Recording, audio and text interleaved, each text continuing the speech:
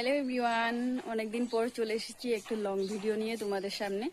তো কিছু কথা বলার জন্য এসেছি। তো আমি প্রথমত ইউটিউবে কাজ করতাম অনেক দিন ধরে। তো এরপরে আমার ইউটিউব সম্বন্ধে তেমন বেশি কিছু জানা নেই, যার জন্য ভাবলাম ফেসবুকে কাজ করি। তো ফেসবুক থেকে 3 মাস অবধি আমি খুব ভালোই কাজ করেছি, আর ওখানে আমি খুব ভালো সাপোর্ট পেয়েছি। তো মোটামুটি আমার 10,000 ফলোয়ার্সও হয়েছে 3 মাসের মধ্যে।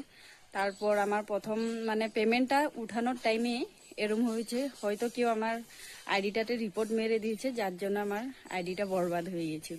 তো আমি কন্টেন্ট মনিটাইজেশন সেট আপও পেয়েছি, তারপর ব্যাংক সেট আপ সব কিছুই পেয়েছি। আর আমার সবচেয়ে বড় কথা হয়েছে, আমি 2-4 জন মানুষকে বলেছিলাম যে আমি প্রথম পেমেন্টটা পেলেই অসহায় মানুষ কয়েকজন ছিল, তাদেরকে আমি কিছু একটা হলো সামর্থ্য অনুযায়ী আমি হেল্প করব। তো এখন আমার আইডিটাই বরবাদ হয়ে গেছে। আমি এখন ওদের সামনে আমি কি করে বলবো যে আমি পারিনি। ইউটিউবও প্রথম থেকে ইউটিউবেই কাজ করেছিলাম, তো ইউটিউব সম্বন্ধে জানা ছিল না বলে আমি ফেসবুকে কাজ করেছি। তো আমি সবচেয়ে বড় কথা যেটা হয়েছে, আমি এই যে এখন আমার নিজের সামর্থ্য নেই যে আমি ওদেরকে কিছু সাপোর্ট করব। তো তার জন্য আমার হাজব্যান্ডও জলের কাজ করে, প্রচুর কষ্টের কাজ হয় এটা।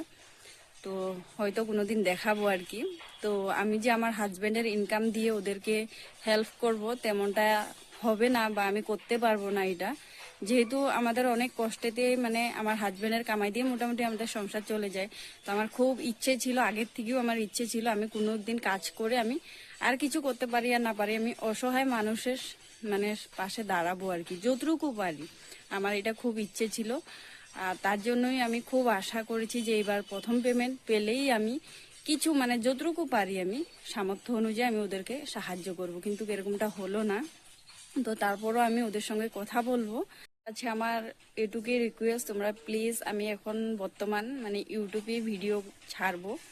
প্রায় 15 দিন হয়ে গেছে আমার ওই আইডিটা এখনো আমি ফেরত পাইনি। তো অনেক ট্রাই করতেছি, যদি ঠিক হয়ে যায় তো ভালো কথা, আর যদি না হয় মানে এখন আর আপাতত আমি ফেসবুকে কাজ করব না, ইউটিউবেই করব।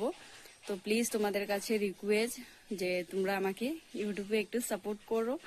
আর ওই যেগুলো অসহায় মানুষকে বলেছিলাম তাদেরকে যেন আমি সাহায্য করতে পারি। প্লিজ তোমরা আমাকে ইউটিউবে সাপোর্ট করো। যারা সাবস্ক্রাইব করো না, প্লিজ আমার চ্যানেলটাকে সাবস্ক্রাইব করে আমার পাশে থেকো।